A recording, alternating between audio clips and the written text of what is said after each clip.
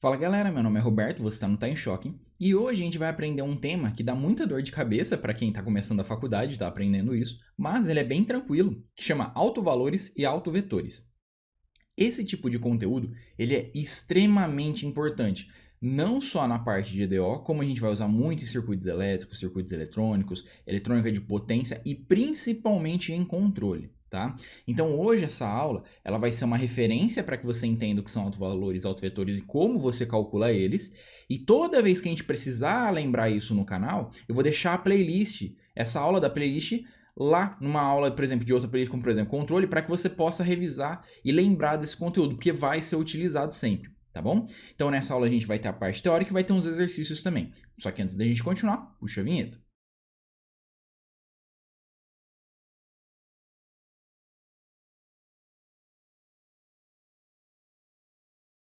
Quando você for para o ensino superior, você vai ter uma matéria brisada chamada álgebra linear. Ela vai explicar tudo sobre vetores de uma forma muito mais formal. E a geometria analítica ela vai tratar vetores em relação a formas geométricas. Então, você vai aplicar isso. Sim, é difícil, é uma matéria bem complexa, mas o objetivo de sala é facilitar, porque não é esse o foco necessário. Então, vamos trabalhar no plano, tá? Um vetor de duas dimensões. Lembrando que no ensino superior você começa a trabalhar com várias dimensões, mas o conceito pode ser estendido da mesma forma. Então acontece, você sempre vai ter o quê? Nesse caso, como a gente está falando de um plano, tá? Vai ser um plano de base. O que a gente chamaria de espaço, tá? Nesse meu espaço, eu vou ter que ter uma base. O que é a base? A base são o número de vetores que vão compor o seu espaço. Nesse caso, a gente tem dois de referência, a gente está trabalhando num plano. Então, eu teria o que a gente chama de x e y, que são os nossos eixos.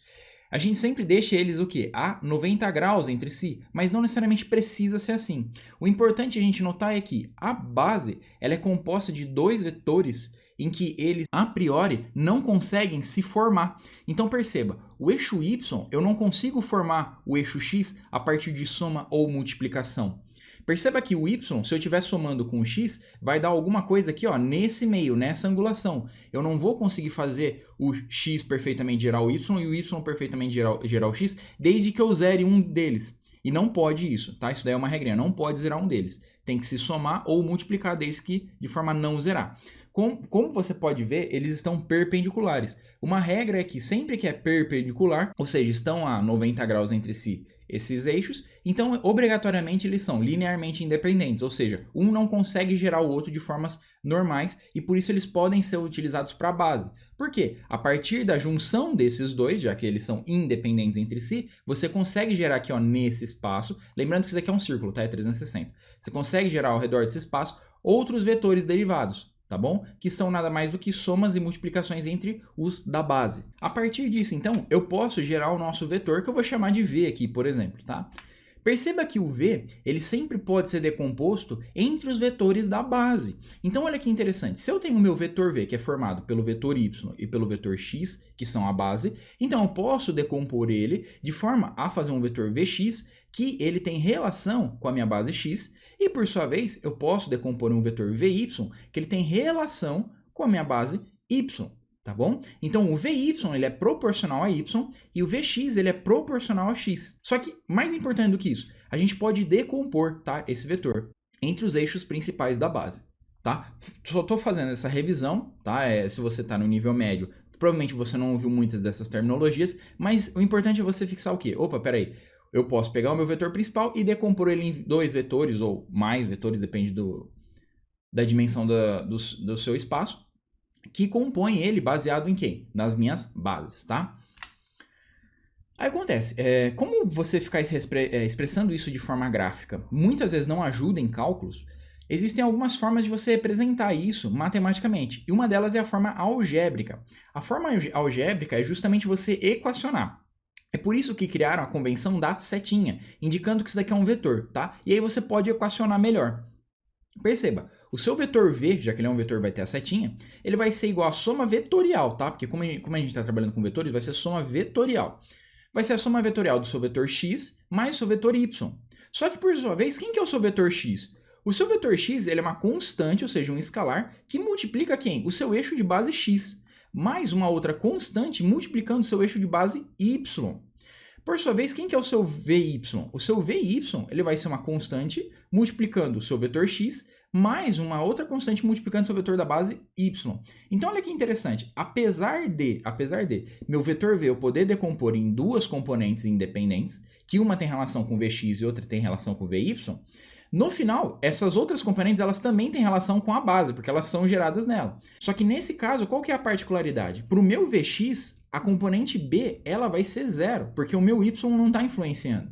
E para o meu Vy, a componente C vai ser zero, porque o x não está influenciando, tá bom? Porém, você sempre tem que representar nessa forma. Decompõe o vetor, esse seu principal, em outros dois, ou mais, né? Depende do seu espaço vetorial, tá? Nesse caso a gente está trabalhando em duas dimensões, por isso eu decompõe em dois.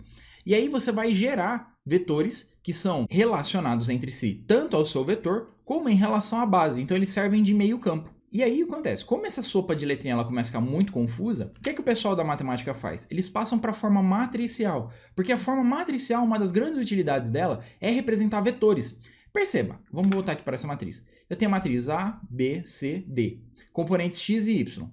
Tá, quando eu venho aqui para a matriz e faço A, B, C, D, uma matriz só das minhas constantes que multiplicam os meus vetores, e por sua vez eu tenho aqui os vetores que multiplicam, e isso vai me gerar o meu novo vetor, que é a composição entre esses dois vetores. Olha que interessante, se eu fizer a multiplicação matricial, eu tenho A vezes x mais B vezes y. Opa, então eu já representei AX mais BY.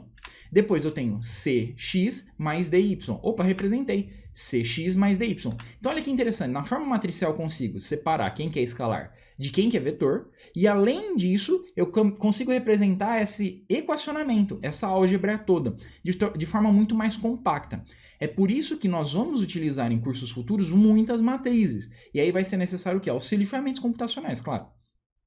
Nesse caso específico, a nosso B e nosso C ficaram zero, tá? Quando a gente vê isso na matriz, quando você estiver no curso de álgebra linear, eles vão te dar algumas dicas. Se a matriz ela tiver zero na diagonal, blá blá blá, você vai ter tais propriedades, pá.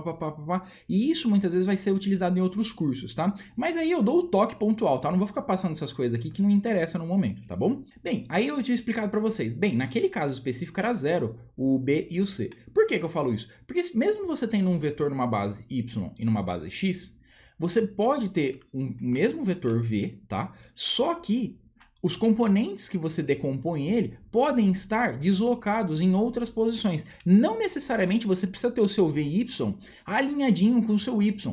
Muitas vezes você vai ter o quê? Deslocamentos, rotações no seu espaço vetorial, que é o que a gente chama, que eles vão modificar a cara do problema. Na aula de transformadas de Laplace, eu tinha explicado para vocês sobre transformadas, em que eu dei o exemplo dos mapas, onde você tem o mesmo mapa do globo terrestre, só que dependendo com o mapa que você está trabalhando, muda-se a visão. Esse conceito aqui de você representar o seu vetor no seu espaço vetorial e blá blá blá, é muito similar, porque você vai ter que decompor ele em outros dois vetores, outras duas componentes ou mais, tá? Depende do seu espaço vetorial, reforçando, a gente está em duas dimensões, nesse caso são dois. E isso não necessariamente está ligado diretamente aos seus vetores da base. E muitas vezes isso não é visível. Então, o que a gente faz em cursos como, por exemplo, de controle? A gente pega, por exemplo, ajusta essa rotação. A gente, por exemplo, modifica esse VY para ele estar alinhado com o meu Y, esse VX para estar alinhado com o meu X. Que essa característica, por exemplo, matemática, extremamente abstrata, no meu controle do meu sistema, pode transformar um circuito elétrico que vai oscilando e até ele começar a aumentar a amplitude e queimar o sistema, para um sistema em que ele vai diminuindo a amplitude de oscilação até ele estabilizar. Então olha que interessante, a gente tem coisas muito abstratas, só que lá na frente tem implicações importantes. E olha que eu falei para vocês, opa, naquele caso o B e o C era igual a zero, porque era específico. Agora, veja, está rotacionado. É o mesmo vetor V de antes, só que meus vetores que eu decompus, eles estão rotacionados. Então, nesse caso agora, a minha matriz continua sendo igual, só que meu termo B e meu termo C agora eles não são mais zero, tá bom? Então, você tem que tomar muito cuidado com isso. Lembrando o quê? A base Y e X, ela se mantém. E a base X e Y é independente. Quem não é mais independente agora? Opa, Vy e Vx. Peraí, agora eles têm relação entre eles, entendeu? Então toma muito cuidado. Bem, dado toda essa explicação frufru, vamos agora para entender o que são os autovetores. Os autovetores, já que a gente entendeu de forma geral o que são vetores normais, como eles são gerados, etc. Os autovetores, eles não são muito diferentes, eles são uma classe específica de vetores, em que eu vou ter um vetor inicial, V1, E, dado certas circunstâncias, eu vou ter um múltiplo desse vetor V2. E que circunstâncias é essa? Quando eu faço uma operação linear com esse meu V1, ele não se quebra, ele não gera outros vetores. Ele apenas gera um novo vetor que é proporcional a ele. Então, o meu V1 ele tem uma constante multiplicativa, um escalar, em relação ao V2, e não mais uma soma de vetores. Então, por exemplo, se eu tivesse esse V1 mais esse Vx gerando um V aqui, e aí depois eu fizesse uma operação com esse V e gerasse um outro vetor aqui, opa, perceba, esses vetores aqui, eles estão com uma inclinação diferente. Então, isso daqui não é um autovetor. Porém, se eu fizer a operação desse meu V1, uma operação linear, lembrando que operação linear são a nossa soma, a nossa subtração, as nossas operações básicas praticamente, e também as nossas operações especiais que a gente vê no ensino superior, que são a integração, a diferenciação, transformadas lineares como a de Laplace, tá bom? Então, se você faz isso com um vetor, lembrando que isso daí é diferente de um escalar, vetores têm outras propriedades, tanto que a maioria deles você vê em cursos de nível superior. Só que, assim, a gente vê as propriedades, só que a aplicação mesmo se reduz a poucas coisas, tá? Que eu explico nos quizzes específicos. Só que você fazendo isso daqui, esse meu V1 aqui, ele tem uma constante de proporcionalidade entre o V2. É só um valor numérico entre eles dois. Então isso daqui é um autovetor, tá? Perceba que se ele ficar negativo, só que ele tiver o mesmo ângulo de inclinação, é como se eu estivesse multiplicando com uma constante negativa. Então ele também continua sendo autovetor, tá bom? Perceba que eu tenho aqui eu desenhei em vermelho, né, minha base, minha base no meu espaço vetorial, tá? Mas importante você perceber que autovetor é isso. Você faz uma operação linear num vetor, e aí ele te retorna o que como saída? Ele te retorna o próprio vetor, só que esticado ou comprimido de um valor, tá bom? Então a gente pode ver o quê? Que nosso autovalor, ele vai ser o quê? Essa constante aqui, que ela relaciona quem? O meu V2 ao meu V1. Olha que interessante, esse é o meu autovalor. E aí, mais importante do que isso, o autovalor, ele vai simplificar a nossa vida. Porque como é que eu faria para achar essa relação de proporcionalidade entre vetores, sendo que, na maioria dos casos, os meus vetores eles são dados por uma matriz, que nem eu acabei de mostrar para vocês, multiplicando pelos vetores de decomposição, que eles fazem parte da base. Então, olha só, vou voltar aqui uns slides. O que eu tinha mostrado para vocês? O meu vetor de análise, ele é uma matriz de valores multiplicando quem? Vetores que eu decompus, outros vetores que têm relação direta com a base.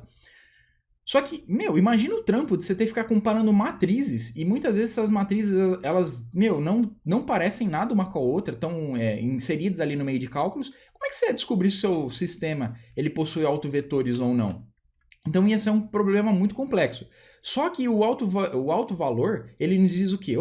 Em vez de você ter essa matriz aqui, você pode resumir apenas essa constante multiplicativa e dessa forma você pode comparar os vetores, o final e o original após a operação. Então você não precisa analisar a matriz, você pode analisar o alto valor. Então isso é extremamente importante, muito útil. Porque de um problema computacional que você vai ter que trabalhar com matrizes, agora você só trabalha com um escalar. E outra coisa, se o seu vetor, na verdade, ele é um autovetor e ele possui autovalor, então seu sistema é linear. Isso é extremamente importante, extremamente importante. A gente pode ver pelo gráfico mesmo, isso daqui é linear. E qual que é a vantagem de ser linear? A gente pode aplicar transformadas, a gente pode aplicar operações sem dor de cabeça, como por exemplo, integrais e derivadas. A gente pode utilizar toda aquela metodologia que a gente veio vendo no curso até o momento, tá? Desde a parte básica de como você calcula na mão as EDOs, até aplicando transformações, etc., sem problema nenhum. Então, se o meu sistema é linear, se eu tenho autovalores e autovetores, ergue a mão para o céu que deu bom. Eu vou dar um exemplo aqui bem simples, tá? Como achar autovalor? Você sempre começa por ele. Então vamos supor que eu tenho um vetor e ele vai estar na forma matricial. Lembrando que você sempre vai ter que pegar, normalmente ele vai estar dado na forma algébrica, você vai ter que passar para a forma matricial ele, tá bom? E essa matriz, ela sempre vai ser uma matriz quadrada, ok? Então, se eu tivesse um vetor em 3 dimensões, ia ser uma matriz 3x3, ok? Se fosse 4 dimensões, que aí já é abstrato, seria uma matriz 4x4 e assim vai. Então eu tenho aqui menos 2, 1, 1, menos 2, multiplicando os vetores de decomposição que tem relação com a base x e y. Muitas vezes a gente fala assim, esses daqui são os vetores da base. Lembre-se que o vetor da base, a gente tem algumas definições mais avançadas em álgebra linear, só que os vetores da base, eles são referência, você não mexe neles, tá? Lembre-se disso. Vetores da base, eles são uma referência, você não mexe. Você trabalha com vetores que estão projetados e têm relação com a base. tá? Que era o caso do Vx e do Vy, para não confundir a cabeça de vocês, ok? Mas sim, se você quiser abusar da linguagem, que são os vetores da base, mas eles são vetores que têm relação direta com a base, tá? Então, nesse caso, você decompõe ele, nesses vetores que têm relação com a base, você vai estar na forma algébrica, você passa para a forma matricial, que é esse exemplo aqui. Então, a gente vai começar dele. Primeira coisa, você passou para a forma matricial, você vai trabalhar com a matriz, com esses valores numéricos. E a primeira coisa que a gente vai fazer é achar o polinômio característico. O polinômio característico, eu vou chamar a letra grega dele de lambda, tá? Que é a minha incógnita. É como se fosse o meu x da equação, só que as literaturas usam lambda, não sei porquê. Enfim, você vai pegar a diagonal principal e vai subtrair de lambda. Então perceba, menos 2 menos lambda, e esse outro menos 2 menos lambda. Essa daqui, ó, como vocês podem ver, é a minha diagonal principal, ó, o menos 2 e o menos 2, tá? Você vai subtrair de lambda.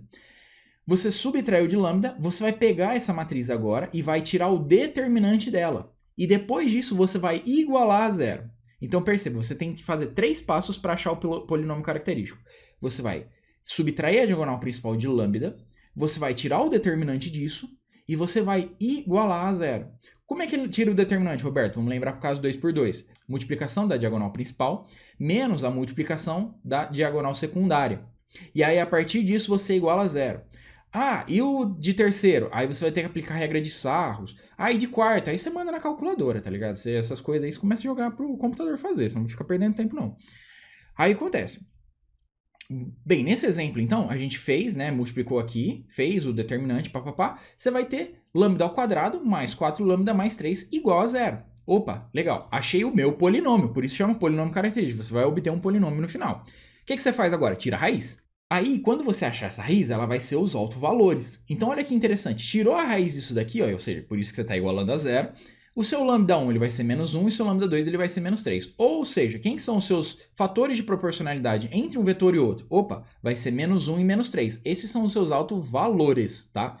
Isso é importante. Então vamos lá. Para você achar o autovetor, lembre-se, você tem uma relação sempre entre o seu autovetor e um autovalor. Se eu tenho dois autovalores, então eu vou ter dois autovetores possíveis, tá? Para o meu vetor base. Então olha que interessante. Vamos fazer para o caso em que meu autovetor, eu tenho um... Vamos fazer então, achar o meu autovetor, no caso em que meu autovalor, ele vale menos 1. Então a gente volta para aquela matriz em que eu tinha subtraído lambda, só que só a matriz subtraindo lambda, tá? Sem fazer as outras operações. E aí eu substituo quem? O meu lambda. Então era menos lambda aqui, então vai ser menos 2, menos 1, que vai dar mais 1. Então você vai ter menos 2 mais 1, menos 2 mais 1. Então nesse caso aqui eu vou ter menos 1, e aqui também eu vou ter menos 1. Vou fazer aqui com vocês. E aí você multiplica por x e y, que são os seus vetores de decomposição que tem relação com a base. E isso tudo aqui você vai igualar a zero. Esse negócio aqui dos vetores, eu tô sendo bem precioso até no vocabulário, mas isso daqui você tem que pensar o quê? Que isso daqui é só uma representação de um vetor genérico, tá? Em que eles são linearmente independentes, ou seja, um não forma o outro, tá bom? E aí você vai igualar a 0, 0, tá? Você iguala a zeros ambos os lados, ok. O que você vai fazer então agora? Multiplicação matricial. Então vamos lá. Menos 1, menos x, então vai ficar menos x aqui. Eu vou omitir o tracinho só para não comer tanta escrita. E aqui 1 vezes y, mais y. Isso daqui vai ser igual a 0. Depois eu vou ter 1 vezes x, então eu vou ter x. Menos 1 vezes y, menos y, igual a 0. Uma coisa muito importante você vai começar a notar. As equações elas vão ter relação entre si, justamente porque eu estou igualando ambas a 0. E é isso que eu quero fazer. Então perceba, se eu pegar e melhorar esse lado aqui, eu vou ter que x é igual a y. E esse lado aqui eu também vou ter que x é igual a y. Você vai escolher uma das duas equações, vai eliminar a outra, já que é a mesma coisa. Você vai escolher uma das duas para servir de referência. E aí você vai ter que escrever em termos de x e y. Então olha que interessante. Se x é igual a y, então é a mesma coisa que eu tivesse aqui y, por exemplo, y. E eu posso escrever isso como? Eu posso escrever isso como y vezes 1, 1. Olha que interessante. Esse valor final aqui que você encontrou, ele isolado, ele é justamente o nosso autovetor. Olha que legal. Nossa, ficou péssima a minha letra. Então acontece, esse valor final, essa matriz aqui final, na verdade, que você acha, ela representa um vetor. Veja, ela tem a componente no que seria o x e no que seria o y. Só que a gente descobriu que a relação agora de proporcionalidade em x e y, ela é a mesma. Então meu x ele tem amplitude 1 e meu y tem amplitude 1 também. Olha que legal. Então, para esse vetor aqui específico, perceba, você está recebendo um valor numérico agora. Esse valor numérico, que vai representar o meu vetor, tá? Ele tem as amplitudes de cada uma das componentes dele bem definidas. Elas vão ser válidas apenas para esse alto valor aqui, tá bom? Então, meu alto vetor tem relação com o meu alto valor, tá? Então, a gente anota essa informação. Depois, eu vou ter que fazer o quê? Eu vou ter que fazer a mesma coisa de achar o meu alto vetor para o meu alto valor, que nesse caso seria o lambda 2 aqui, de menos 3, tá? Então, substituindo aqui, eu vou ter o quê? Eu vou ter 1 aqui e a mesma coisa aqui, eu vou ter 1 aqui. Então, fica uma matriz 1, 1, 1, 1. Você vai multiplicar aqui pelo seu xy da mesma forma como eu expliquei e igualar a zero. Então, dessa forma, eu vou ter x aqui mais y igual a zero. E eu vou ter também x mais y igual a zero, tá? Em ambas as linhas. Como está igual, você pode omitir uma delas. E aí, o que você vai fazer? Você vai ter que passar para o outro lado. Então, o seu x vai ser igual a menos y. Então, a gente vai ter, por exemplo, uma matriz menos y, y, tá? Lembrando que aqui era o lugar do x, mas como x é igual a menos y, a gente substitui. Que é a mesma coisa que y vezes menos 1, 1. Olha que interessante. Então, esse daqui é meu novo alto vetor, referente a quem? A esse meu alto valor, que vale menos 3. Então, a gente acabou de aprender de como calcula os autovalores e autovetores. E aí, a gente tem agora o que, então? Que, além disso, a gente descobriu que o meu alto vetor 1, ele vale 1, 1, e o seu alto valor vale menos 1. Por sua vez, o seu alto vetor 2, ele vai ser 1 menos 1, e seu alto valor vai ser menos 3, tá? Então, o que vai acontecer nisso? Perceba que, para V1, eu posso ter aquela minha relação entre o meu vetor de análise e quem? Os meus autovalores com a minha matriz. Então, olha só, se eu pegar o meu alto vetor 1, tá? Nesse caso a gente está trabalhando com o alto vetor 1, e eu fizer a multiplicação daquela matriz original que representava o meu sistema, tá? Porque ela gerava o meu vetor.